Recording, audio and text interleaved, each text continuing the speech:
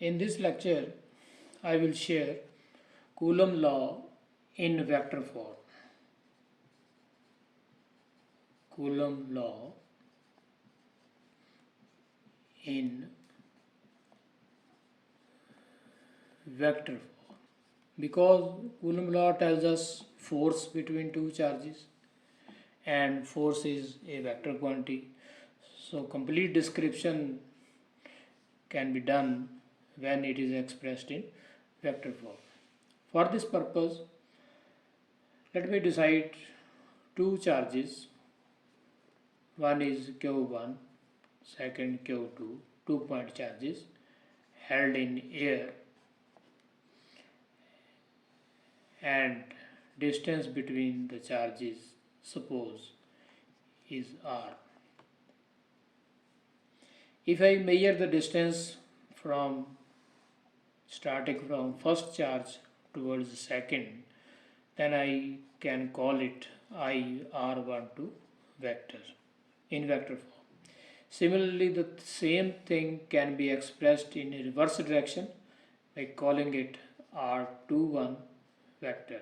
Magnitude of both R12 vector and R21 vector is same and it is equal to R. Now, both the point charges will experience force of repulsion. Suppose both are positive in nature. So force acting on second charge will be in this direction. Force acting on first charge will be in this direction.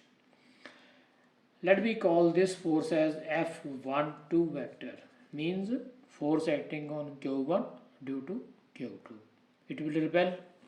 Similarly, force acting on second due to first can be represented by F21 vector. It is clear that unit vector corresponding to F21 will be same as that of R12 vector, that is R12 cap. This is the unit vector for both these things. Similarly, in this case, unit vector corresponding to F12 vector will be same as that corresponding to R21 vector. Using this diagram, I can define Coulomb force as F12 vector is equal to 1 upon 4 pi epsilon naught Q1 Q2 upon R square. This is the magnitude of force. I will have to multiply it with its unit vector. What is the unit vector of this F12 vector? It is R21.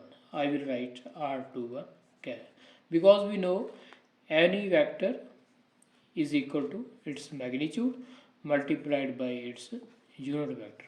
I have made use of this relation. Similarly, I can write an expression for F21 vector as 1 upon 4 pi epsilon naught Q1 Q2 upon R square magnitude multiplied by its unit vector. What is the unit vector of F21? It is R12 cap.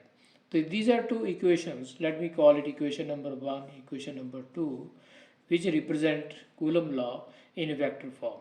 Now we shall modify these two and convert into single equation. As it is clear from the diagram that magnitude of both R12 vector and R21 vector is equal to R. So I can replace R by magnitude of this thing or R by magnitude of this thing. So I will replace R by R21 vector mod in equation number 1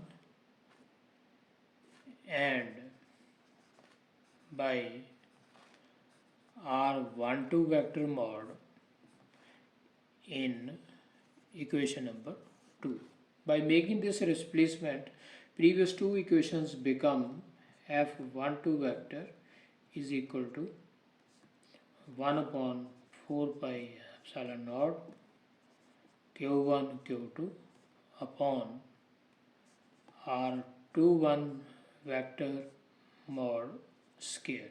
Here I have replaced, writing r21 cap here, and f21 vector will become 1 upon 4 pi epsilon naught q1 q2 upon r12 vector mod square. Here r12. This must be kept in mind. Where unit vector is r21, we have to replace by r21 vector. Where it is r12 cap, I have to replace by r12 cap. Now this formula can also be written as f12 vector is equal to 1 upon 4 pi epsilon naught q1 q2 upon r21 vector mod square. This unit vector can be written as complete vector divided by magnitude of the vector. Similarly, here also I can write f21 vector is equal to 1 upon 4 pi epsilon naught q1 q2 upon r12 vector mod square. This unit vector will be replaced by complete vector divided by magnitude of the vector. Let me call these equations as equation number 3 and this as equation number 4. Equation number 3 and 4 can be rewritten as f12 vector is equal to 1 upon 4 pi epsilon naught q1 q2 divided by r21 vector mod raised to power 3 into r21 vector, and equation number 4 will become 1 upon 4 pi epsilon naught q1 q2 upon r12 vector mod cube into r12 vector. Let me call these equation number 5 and equation number 6. Now I will express various vectors in the form of position vectors of two charges. For that purpose, let me consider this diagram.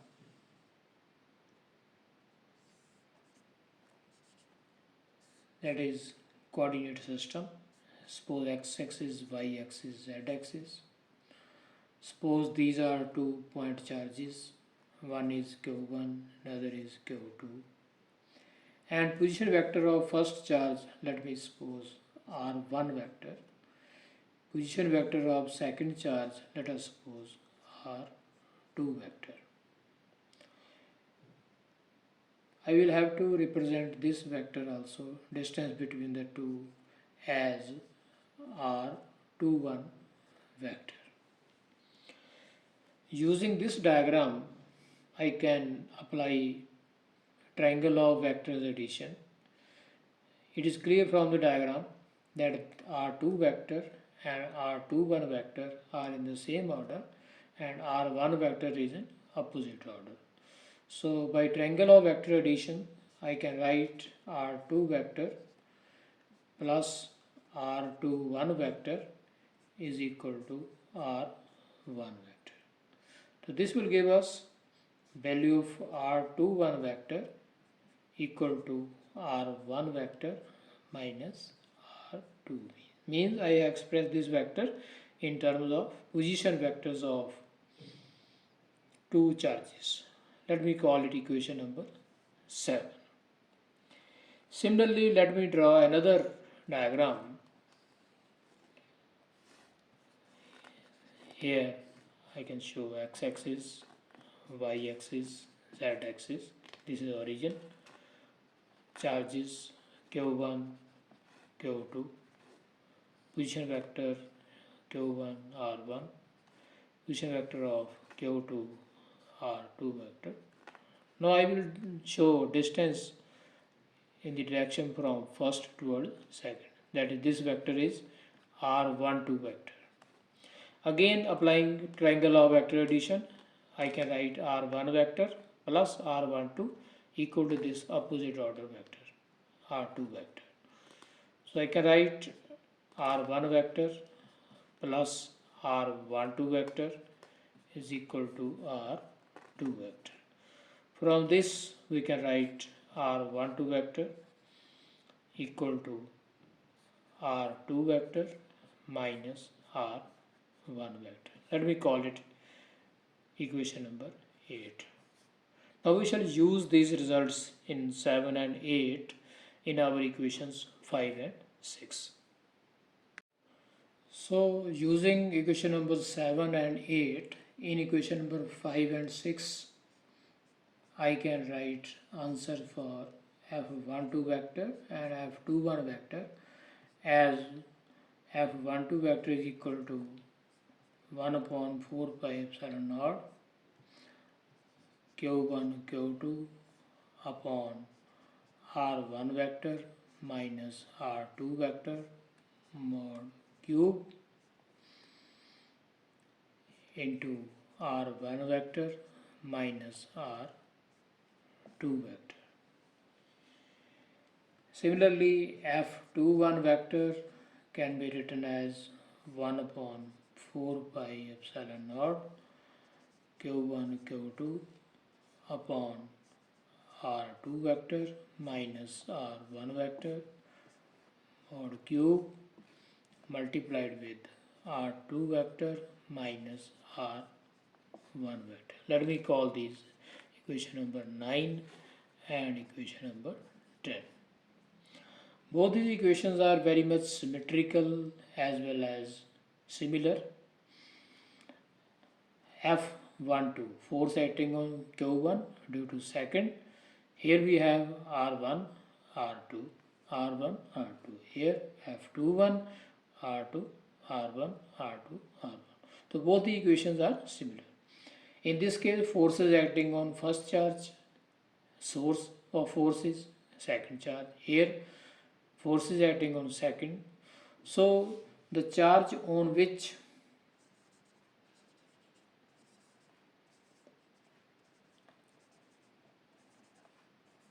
force is exerted is called test charge.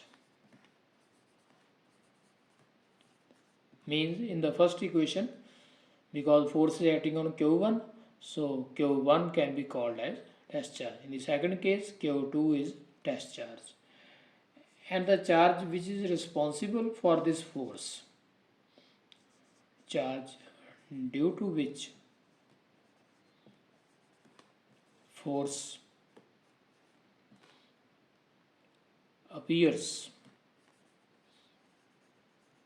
that charge is called source charge.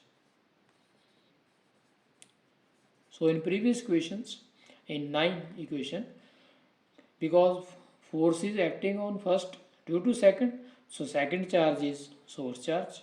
In this case, first charge is source charge. So this is the meaning of test charge and source charge. The two similar equations, number 9 and 10, can be summarized into a single equation by considering test charge as Q node having position vector R node vector and source charge as Q having position vector R vector.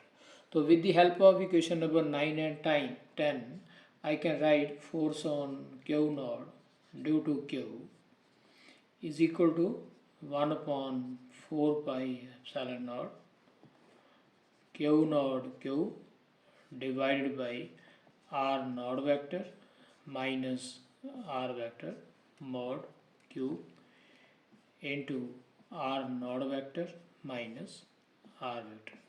This is a single equation that represents both equation number 9 and 10.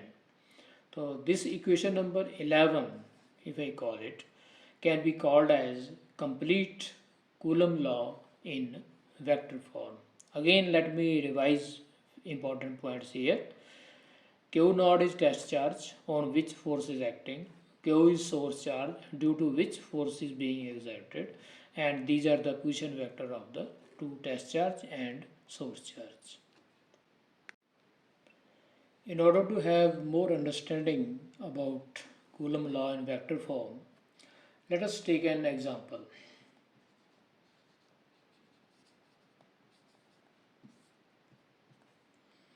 Suppose there are two charges, one is Q1 equal to 250 microcoulomb, another point charge Q2, suppose it is 400 microcoulomb, and let us suppose this charge is located at 970. These are the coordinates of first charge, and second charge is located at 630. X, Y, Z coordinates are these. Question is, what is the force acting on first charge due to second? This is our question. How to find value of this using Coulomb law in vector form? For that purpose, we have to write position vectors of both the charges. From here, first of all, let me convert the value into Coulomb. Microcoulomb can be converted into Coulomb by multiplying with 10 raised to the power minus 6, and here I can write 400 multiply 10 raised to the power minus 6 Coulomb. And using these coordinates, I can write position vectors of both the charges. R1 vector, position vector of first charge, can be written as 9i cap plus 7j cap plus 0k cap. Similarly, position vector of second charge can be written as 6i cap plus 3j cap plus 0k cap. Now Coulomb law in vector form says force acting on first due to second is equal to 1 upon 4 pi epsilon naught Q1 Q2 upon R1 vector minus R2 vector mod Q R1 vector minus R2 vector. Here Q1 is test charge and Q2 is source charge. Before putting various values, let us calculate R1 vector minus R2 vector separately. From these two values of R1 and R2, I can find R1 vector minus R2 vector is equal to 3i cap plus 4j cap. This will give us of value of magnitude also equal to under root 3 square plus 4 square equal to 5. For putting all these values, I will get F12 vector equal to 21.6 I cap plus 28.8 J cap. This will be the complete value of force. If I want to find magnitude of this force, it will come out to be approximately 36. Because I am calculating in SI units, it will be 36 Newton. This is how we can make use of Coulomb law in vector form to find force between 2 point charges. That's all.